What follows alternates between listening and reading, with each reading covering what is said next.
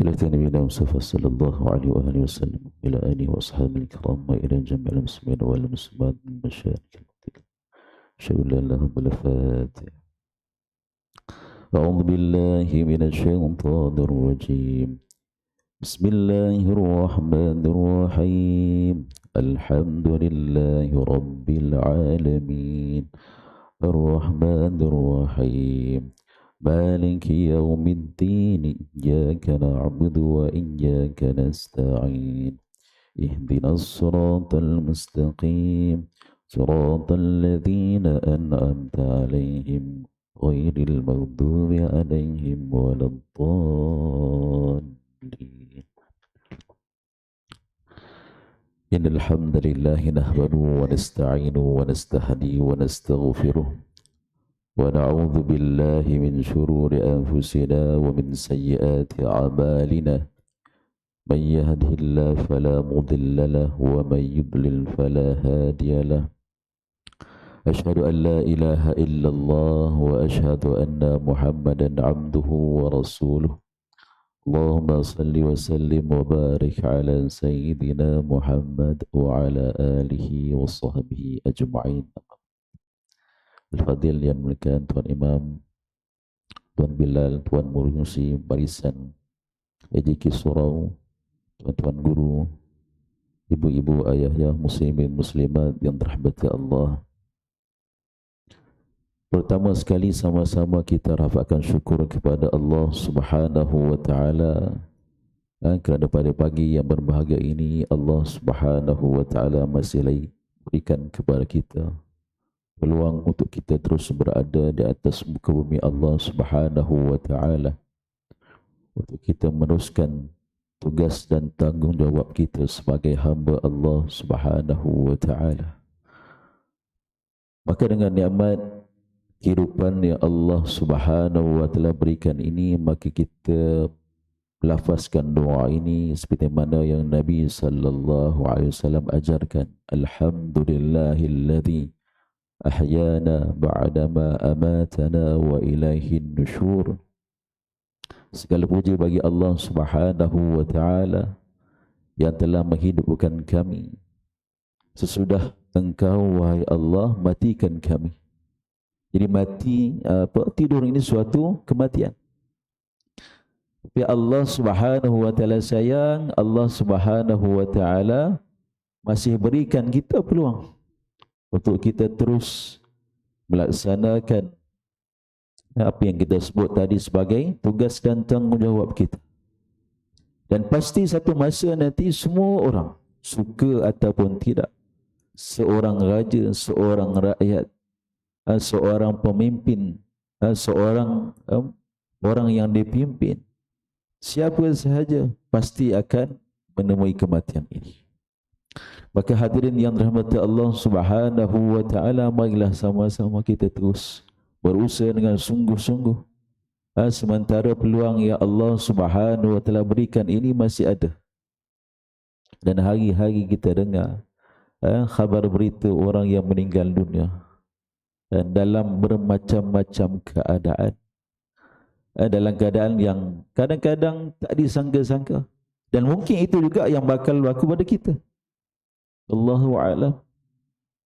Ada orang yang dalam keadaan Allah Subhanahu wa taala berikan dia peringatan sebelum dia meninggal dunia, dan Allah berikan dia mungkin sakit, dan dengan sebab peringatan itu, Masya Allah, dia gunakan kesempatan itu untuk dia memperbanyakkan amalnya, bertaubat kepada Allah, maka beruntunglah dia.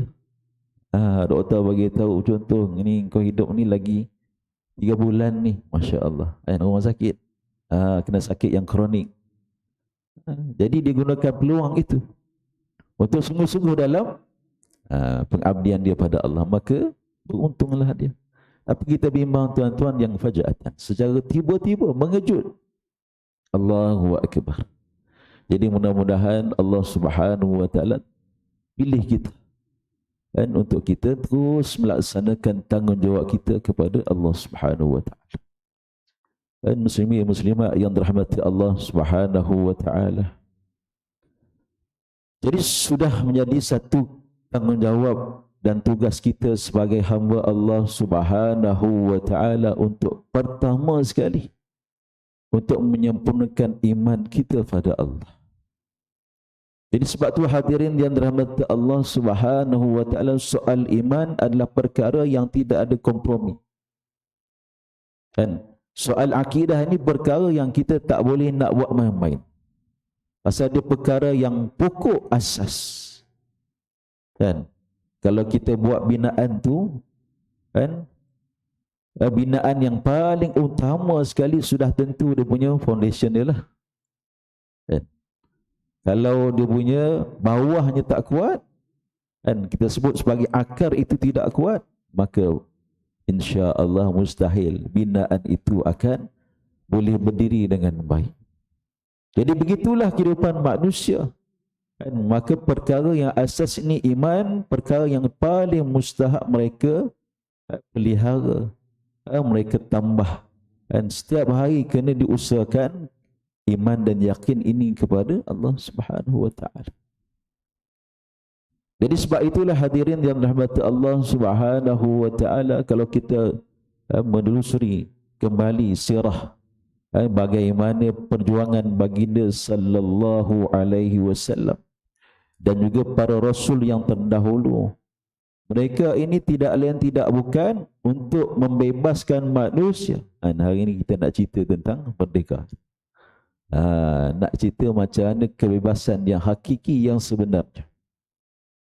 Jadi itulah perkara yang paling besar sekali, yang paling utama, nak membebaskan manusia, memerdekakan manusia daripada pengabdian kepada makhluk, kepada mengabdikan diri kepada Allah Subhanahu wa taala.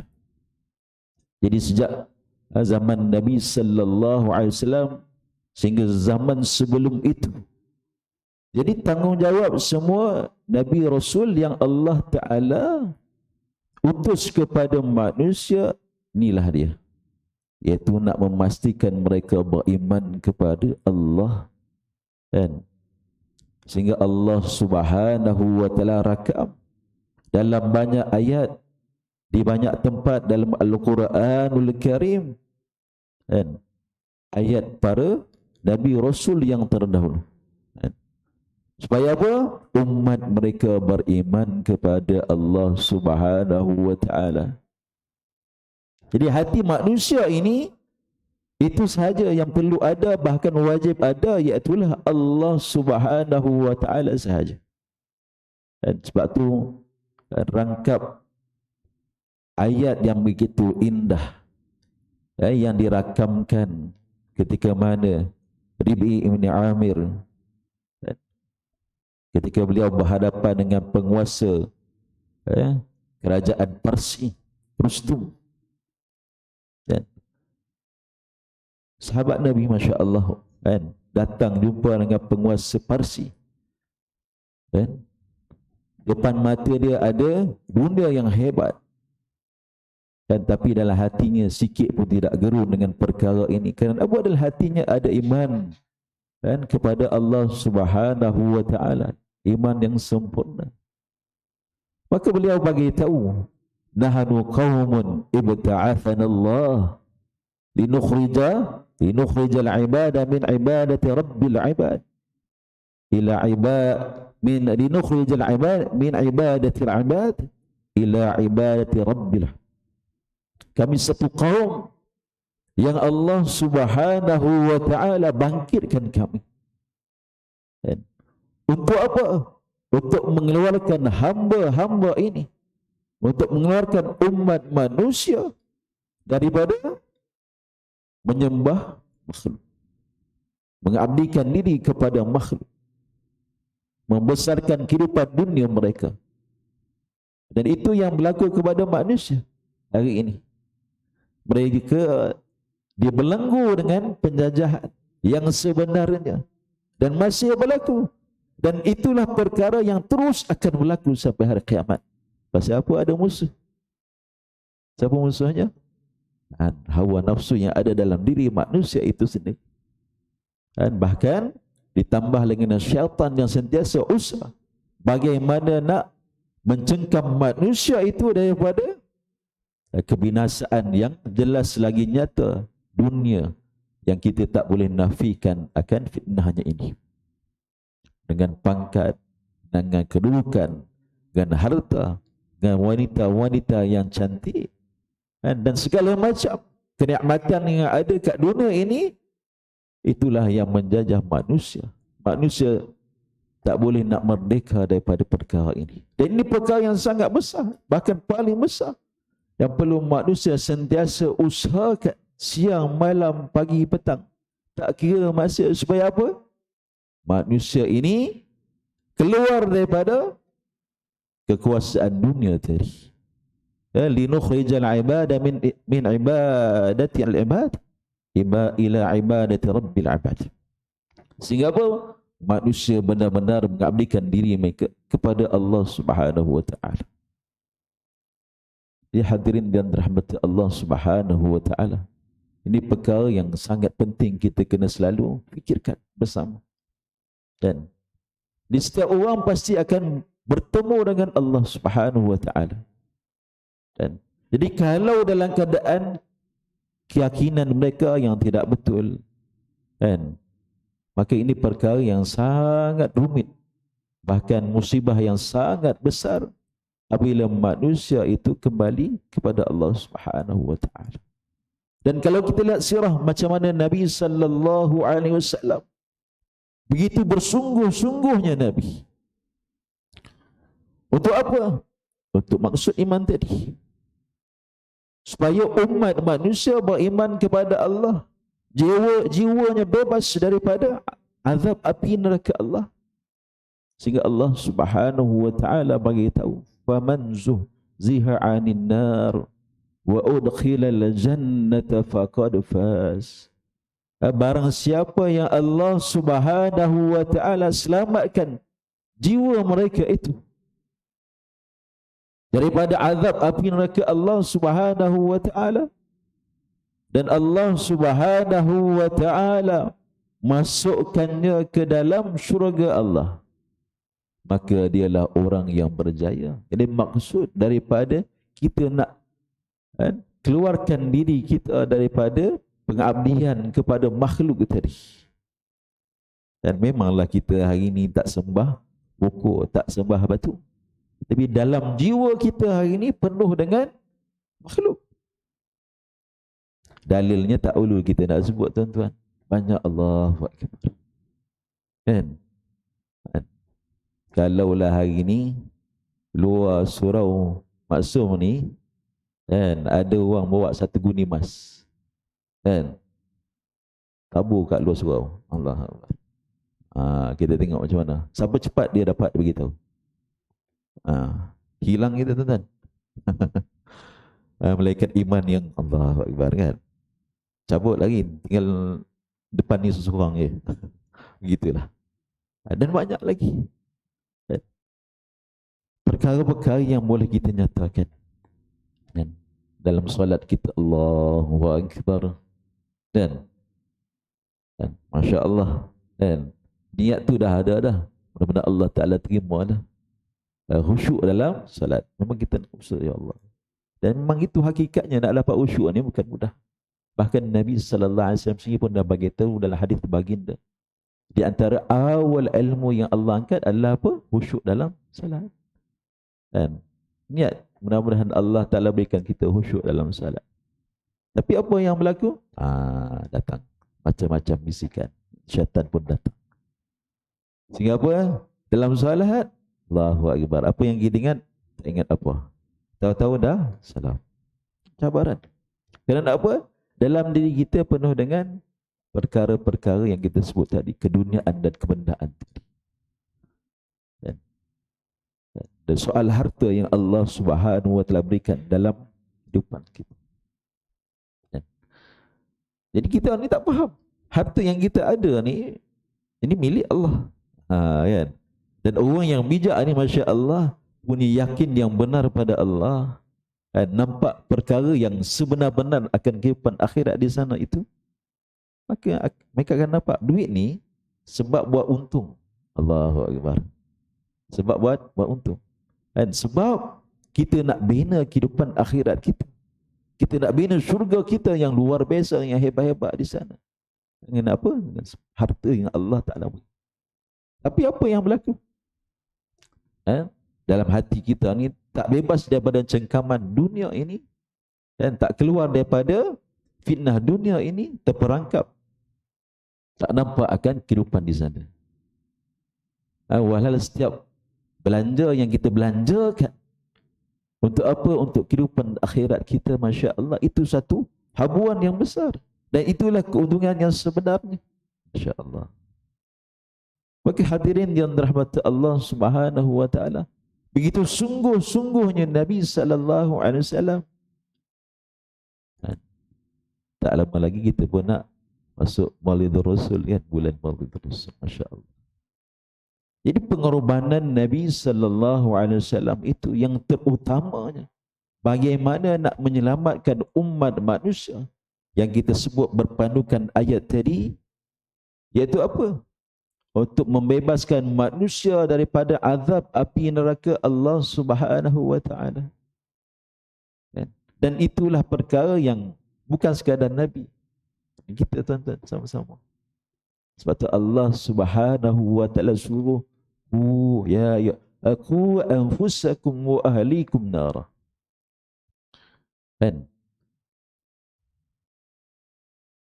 Allah suruh orang yang beriman pada Allah Subhanahu wa Ta'ala, dan selamatkan diri kamu dan keluarga kamu daripada api neraka Allah Subhanahu wa Ta'ala. Selamatkan diri kita, keluarga kita daripada neraka Allah. Dan hari ini, Masya Allah, dan sebagai menunaikan tanggungjawab kita sebagai seorang ayah, kita sekolahkan anak kita. Alhamdulillah, makan, minum, pakai, tempat tinggalnya cukup, serba-serbi cukup. Tapi hari ini kita nak usahakan bagaimana keluarga kita, anak-anak kita, zuriat kita, bahkan orang-orang yang kita sayang, sudah menjadi tanggungjawab kita, selamatkan mereka daripada azab api neraka Allah. Ini yang pasti, ini perkara yang mesti kita buat. Sebagai apa? Tanggungjawab kita dan tanda sayang kita kepada mereka semua. Dan hari ini kalau manusia itu berhadapan dengan ujian, dengan kesusahan, siapa pun mereka, kadang-kadang kita tengok dalam telefon kita ni tuan-tuan, macam-macam kisah kehidupan manusia datang, kan, iklan-iklan supaya kita buat sumbangan, kan, kehidupan uang yang Allahu Akbar, macam-macam. Dahlah kehidupan susah, Allah Subhanahu wa Ta'ala uji lagi dengan penyakit, anaknya sakit, Allahu Akbar, dan makan minum tak cukup, dan anaknya sakit. Simpati tak kita? Simpati. Dan kita akan bagi sedekah dan sebagainya. Apatah lagi kalau mereka tu orang yang dekat dengan kita. Mana mungkin dan mustahil satu orang ibu dan seorang ayah ia akan biarkan kalau yang ada dalam video tadi tu anaknya susah, anaknya sakit. Adakah dia akan biarkan? Tak. Pasti dia akan buat segala macam ikhtiar dan usaha. Untuk apa? Untuk berikan kehidupan kepada anaknya tadi. Bantu dia, Masya Allah, sungguh-sungguh. Dan begitulah keadaan kita yang kita nak faham sungguh-sungguh macam mana kalau orang-orang kita sayang ni tadi, mereka masih lagi terperangkap dalam suasana keadaan yang boleh mengheret mereka masuk dalam api neraka Allah. Sebagaimana seorang ibu, seorang ayah yang akan buat apa sahaja untuk kebahagiaan anak dan keluarganya. Dan macam itulah kita kena faham. Kenapa Nabi sallallahu alaihi wasallam sentiasa usaha. Dan sebab tu kalau kita lihat peristiwa yang berlaku, Masya Allah, kita pun maklum perkara ini. Dan susahnya Nabi sallallahu alaihi wasallam, sampai kisah Nabi di Taif itu, disusah sampai berdarah-darah jasad Nabi sallallahu alaihi wasallam. Dan kehidupan Nabi yang sangat sederhana, makannya tak cukup, kerehatannya sangat-sangat tak cukup. Kerana apa? Kerana nak pastikan umat manusia seluruhnya dapat masuk ke dalam agama Allah Subhanahu wa taala. Dan ini satu perjuangan yang sangat besar. Perjuangan yang perlu diteruskan sampai bila? Sampai kita bertemu dengan Allah Subhanahu wa taala. Sampai bila tuan-tuan? Sampai hari kiamat. Kerana perjuangan untuk membela agama Allah satu perjuangan yang sangat besar. Dan sebuah perjuangan yang tidak ada titik noktah, melainkan Allah Subhanahu wa taala telah tentukan. Qaddarallahu ma syaa fa'al. Maka hadirin yang dirahmati Allah Subhanahu wa taala, sebab itu Islam ini perkara yang sangat luar biasa, mulianya dan tingginya, lebih daripada segala-galanya.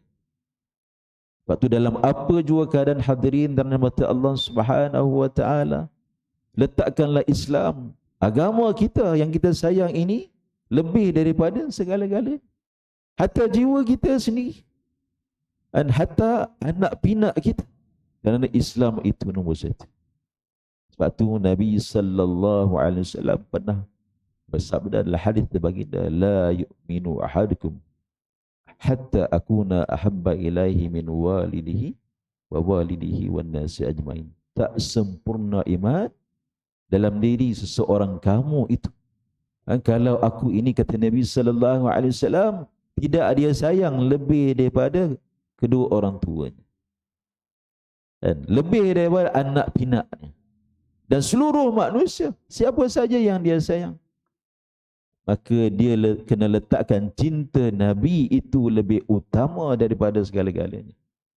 Maka terutamanya dia kena letakkan cinta Allah lebih utama daripada segala-galanya. Maksudnya apa? Agama itu rankingnya, Masya Allah, tertinggi, tuan-tuan. Dan inilah perkara yang kita kena teruskan, supaya pun kita ini boleh selamat, apa yang kita sebut tadi. Jadi untuk menyempurnakan iman itu, maka tidak lain dan kena digandingkan dengan amal yang saleh. Sebab tu kalau kita perhatikan dalam ayat Al-Quranul Karim, Allah sentiasa menyuruh kita beriman kepada Allah, dan juga kita kena melipat gandakan dengan amal-amal saleh. Jadi sebab tu amal saleh ini perkara yang mesti kita laksanakan. Sehingga orang yang berilmu itu, Nabi SAW selalu ingatkan. Kan ulama-ulama kita selalu ingatkan kita, dah ada ilmu ini, kenapa? Kena amal. Bahkan ini suatu tuntutan yang sangat besar. Dan jadi orang yang tak amal dengan ilmunya, Masya Allah, Allah Subhanahu wa taala akan jadikan dia orang yang dan utama amal itu apa dia, hadirin yang dirahmati Allah? Ialah salat. Jadi kita maklum perkara ini. Jadi sebab itu dalam banyak amal ini kita kena usahakan solat kita. Dan solat ahli keluarga kita ni macam mana? Yang kita sebut tadi lah, kita nak sama-sama masuk dalam syurga Allah. Sebagai seorang ayah yang kasih dengan anaknya, yang akan berkorban apa saja, macam mana soal solat anak-anaknya, solat isterinya macam mana? Ni yang kita nak sama-sama fikir. Ini solat perkara yang sangat mustahil. Awwalu ma yuhasabu bihil 'abdu as-salah. Idza saluhat saluha sairu amali, wa idza fasada sairu amali. Ini kata Nabi sallallahu alaihi wasallam, atau kama qala sallallahu alaihi wasallam. Jadi perkara yang pertama sekali Allah Subhanahu wa taala akan hisab ialah salat. Dan pertama sekali yang Allah Taala akan pandang dalam kehidupan kita, salat kita. Sebab tu Sayyidina Umar radhiyallahu taala anhu, bila dia panggil ataupun bila dia nak jumpa gubernur-gubernurnya daripada setiap wilayah ini. Kan? Contoh, Sayyidina Amru ada di belah Mesir. Dan Sayyidina siapa lagi? Sayyidina Muawiyah yang ada di belah Syam sana.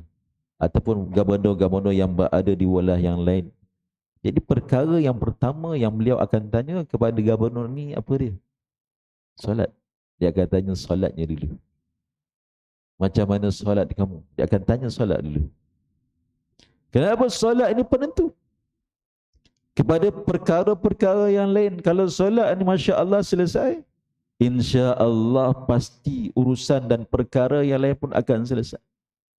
Tapi kalau solat ini Masya Allah tidak sempurna, bagaimana urusan dia dengan makhluk?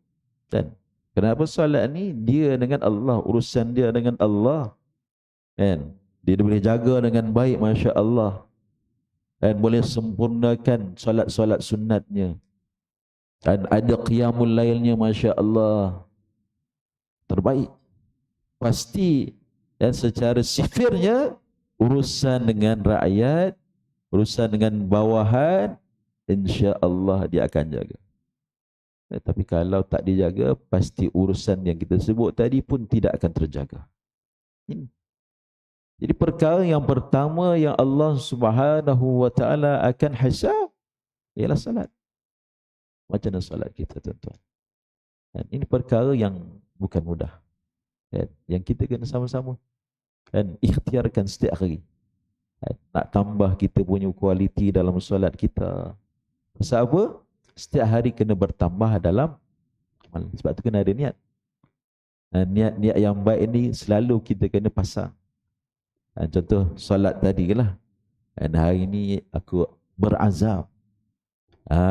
Contoh nak datang lebih awal lagi. Hari ini aku nak tambah insya-Allah bilangan rakaat duha. Kena ada niat macam tu kan. Kerana niat orang mukmin ni luar biasa. Niatnya itu pun Allah Ta'ala dah kira. Dan apatah lagi bila dia laksanakan apa yang dia niat tadi. Dan hari ini aku niat nak baca Quran tambah satu lembar lagi, Masya Allah. Dan hari ini aku niat untuk apa? Tambah lagi dalam sedekah aku. Semalam RM1, hari ini bagi RM2. Contoh. Jadi begitu keadaan kita. Dan amal yang kita. Jadi solat yang kita laksanakan tadi begitu keadaannya. Dan bertambah kualitinya. Tak fokus tu Allahu Akbar. Dan para guru kita pun dah ajar macam mana kaedah. Untuk apa? Untuk kita menyempurnakan salat kita. Kekurangan yang ada dalam salat fardu tadi contoh kan.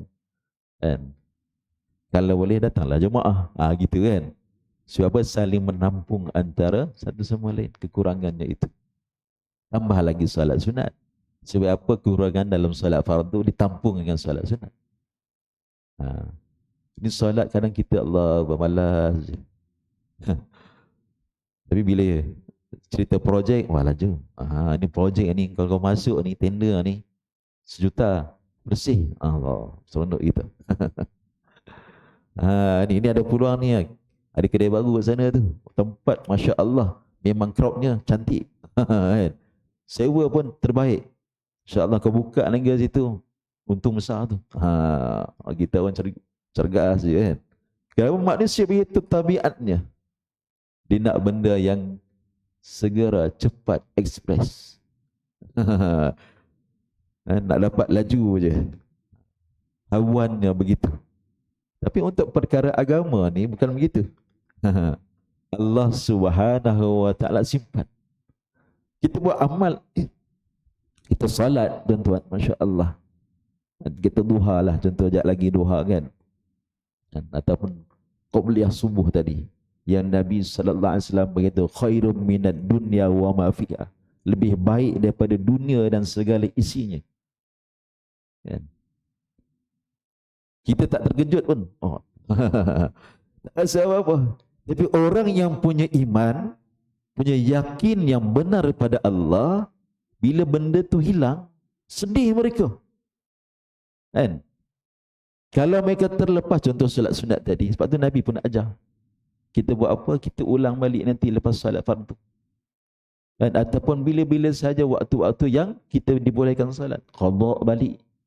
Jaga amal supaya kita tak rugi. Kan? Tak rugi. Sebagaimana kita rasa rugi bila dunia hilang daripada kita. Kan? Duit, Allahu Akbar, tadi mana duit aku RM1 tadi? Kelang kabut gitu. Baru RM1 tuan-tuan. Besar lah nilai kan. Tapi zaman kita RM1 kecil. Tapi kelang kabut gitu. Oh, ni rumah pula bagi pesan duit hilang. Kelang kabut gitu. Tapi dalam soal amal, kan, kita tak rasa apa-apa. Dan hari ini tak sempat solat qabliyah subuh. Tak rasa apa. Wahal Nabi berkata lebih baik daripada dunia dan segala isinya. Kan? Kalau dinilaikan dengan mata benda dunia, itu tak ada apa. Kan? Lamborghini, Ferrari, Bugatti lah. Ni kereta-kereta yang mahal macam tu.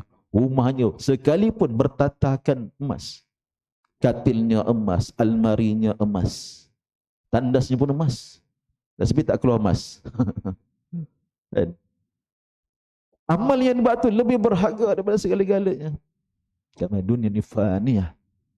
Dia akan binasa. Dia pasti sama ada kita dulu, dia dulu. Pasti. Dan amal kita tuan-tuan, Masya Allah. Hatta ucapan subhanallah kita yang kita sebut ni. Alhamdulillah. La ilaha illallah. Allahu Akbar. Selawat kita, Allahumma salli wa sallim wa barik ala Sayyidina Muhammad. Contoh. Ini ganjarannya sampai bila-bila. Masya Allah. Luar biasa.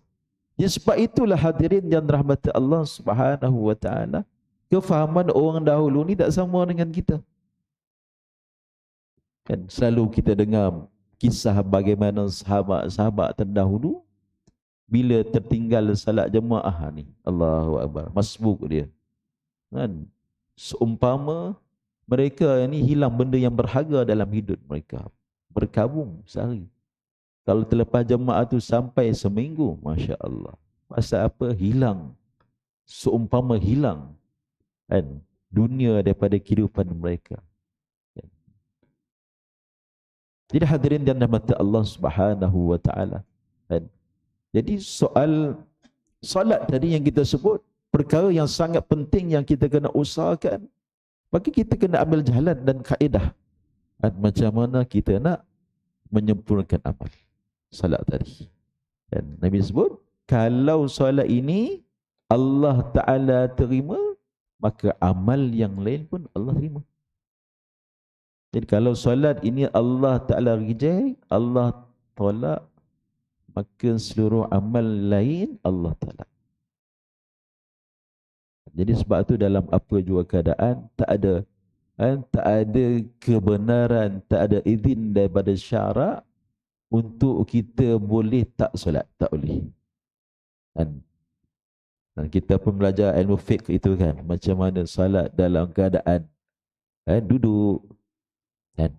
Macam mana solat dalam keadaan kita berbaring macam mana, solat bil ima dengan isyarat tu macam mana, kan? Kenapa tak ada izin daripada syarak? Rusuh itu tak ada.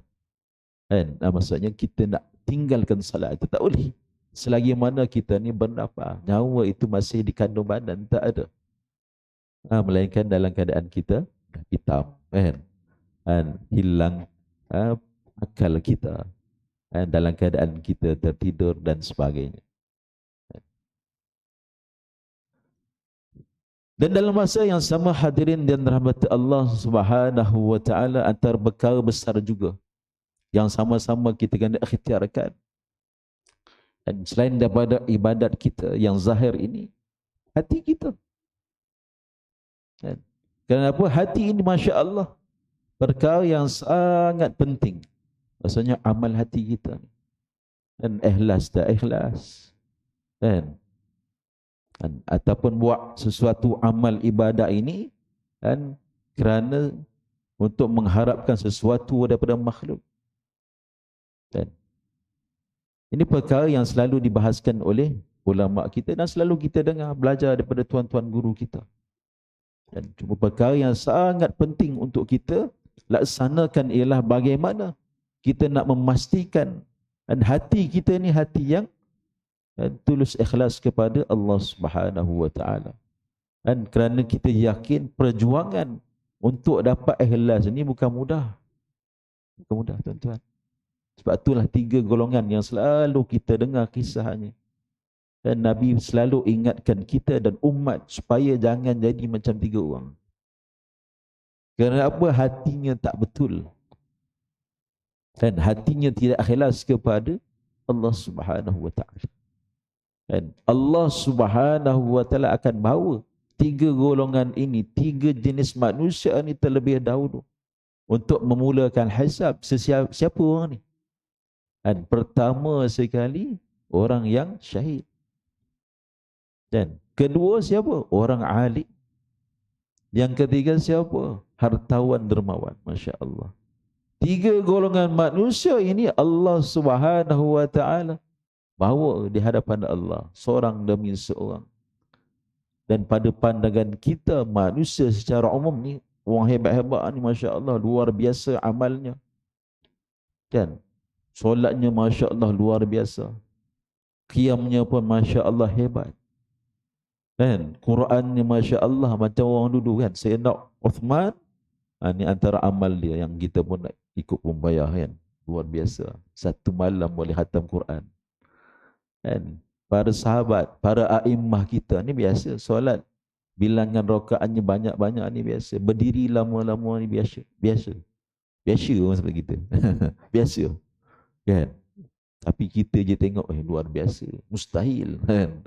Pasal apa kita tak biasa? Kan? Kita yang tak biasa dalam melaksanakan amal ibadah tadi. Maka kita boleh mempertikaikan. Dah lah tak buat. Kita pertikai pula. Dia orang ni betul ke tak betul? Macam mana boleh solat macam tu banyak je? Laju-laju ke macam mana? Kan? Ini semua ketentuan Allah, kerja Allah. Allah pilih mereka dalam keadaan amal ibadah mereka ni sempurna. Jadi luar biasa tengok. Ini bukan biasa-biasa orang ni, syahid. Kan? Tapi Allah reject. Allah reject. Kerana apa? Demikian juga alim tadi, Masya Allah, sibuk ajar manusia mengenal Allah, nak dekatkan umat manusia supaya cinta Allah, cinta Rasul, dan ajak manusia supaya tinggalkan dunia yang sempit sementara ini kepada akhirat yang luas, yang abadi selama-lamanya itu. Masya Allah, alim. Tapi rupa-rupanya Allah reject juga. Pasal apa? Hatinya tak betul, tak ikhlas. Allahu Akbar. Dan yang ketiga, Masya Allah, hebat. Harta banyak. Bukan nak berjoli, nak makan sendiri tak. Kan? Dan itu yang terbaik pun yang kita kena buat. Harta ni, kita kena target. Ni bahagian ni untuk mana? Bahagian ni untuk mana? Apatah lagi kalau kita mampu buat macam Nabi, macam sahabat, macam para ulama kita, harta yang ada ni lebih diutamakan untuk agama. Untuk akhirat mereka. Ni yang kita nak buat, kan? Tapi orang hartawan tadi rupa-rupanya Allah reject. Kerana apa? Tak ikhlas juga rupanya, ya Allah. Jadi sebab tu hadirin dan rahmat Allah Subhanahu wa taala. Dan perkara ini perlu kita sentiasa usahakan, iaitu apa? Kita nak membersihkan hati kita. Sebab tu perkara yang bagus, terbaik, dan sentiasa kita duduk dalam halaqah, dalam majlis penyucian jiwa ini. Sebab apa? Amal yang kita buat, Masya Allah, cantik. Dan kita dah duduk dalam majlis-majlis ilmu tauhid, ilmu fiqh, kan? Ilmu tasawuf ni, Masya Allah, luar biasa. Pasal apa? Supaya Allah Ta'ala terima amal ibadah kita. Jangan pernah kita rasa kita ni terbaik. Pernah kita rasa cukup dengan amal kita, tak. Dan kita kena rasa kita ni banyak kekurangan. Siapa orang yang ada perasaan sedemikian, pasti dia akan sentiasa berusaha untuk memperbaiki amal ibadah mereka pada Allah. Dan sentiasa usaha. Kerana apa? Kerana hati manusia ni hanya Allah Ta'ala sahaja yang tahu. Allah Subhanahu wa taala saja yang tahu, tak ada siapa tahu. Dan Allah Ta'ala tahu dia ni betul-betul buat kerana aku ataupun kerana makhluk. Kan? Jadi mudah-mudahan hadirin yang dirahmati Allah Subhanahu wa Ta'ala bersempena dengan merdeka ini. Dan saya sama-samalah kita dan usahakan sungguh-sungguh untuk bebaskan diri kita daripada azab api neraka Allah Subhanahu wa Ta'ala. Dan sama-sama kita usaha sungguh-sungguh untuk menempah kan tiket masuk dalam syurga Allah Subhanahu wa Ta'ala. Walaupun kita masih berada di dunia yang lebih luar biasa, dah ada dah dalam syurga. Sayyidina Bilal lah, masih lagi hidup kat dunia, tapi Nabi sallallahu alaihi wasallam telah dengar tapak kaki Bilal dalam syurga Allah Subhanahu wa Ta'ala. Jadi nak dapat macam ni kena ada gerak kerja lah. Ada perancangan. Macam mana hari ini kita merancang dalam urusan dunia kita. Macam mana kita nak atur sekolah anak kita. Macam mana kita nak atur kenduri kendara anak kita. Urusan ibadah kita, contoh kita nak pergi haji kan. Kita atur. Dan kadang-kadang setengah orang tu kita lihat cerita-cerita orang pergi haji kan. Daripada zaman muda dia menabung duit toreh dia contoh. Duit kelapa, duit pisang disimpan sikit-sikit. Hatta ada orang simpan duit jual kuih, untung kuih sikit tak banyak. Simpan, Masya Allah. Dan itu pelajaran terbaik lah untuk akhirat kan. Jadi apa yang kita nak sebut di sini ialah sebagaimana kita merancang untuk perkara dunia, maka kita kena merancang yang lebih luar biasa, lebih utama untuk akhirat kita. Dan supaya apa? Kita dapat kelayakan ini. Dan supaya kita dapat kemuliaan ini. Masya Allah. Jadi hadirin dan rahmat Allah Subhanahu wa Ta'ala, saya rasa cukup setakat ini. Mudah-mudahan peringatan ini untuk diri saya dan kita semua, Allah Subhanahu wa Ta'ala tambah dan iman kita, amal kita, dan seterusnya Allah Ta'ala pilih kita terus istiqamah berada di jalannya, dan sampailah Allah Subhanahu wa Ta'ala jemput kita kembali ke rahmatullah. Wa sallallahu ala sayyidina Muhammad wa ala alihi wa sahbihi wa barik wa sallim. Subhana rabbika rabbil izzati amma yasifun. Wassalamun ala al-mursalin walhamdulillah rabbil alamin. Subhanallah bihamdihi subhanakallahumma wa bihamdika ashhadu an la ilaha illa anta astaghfiruka wa atubu ilaik. Sekian, assalamualaikum warahmatullahi wabarakatuh.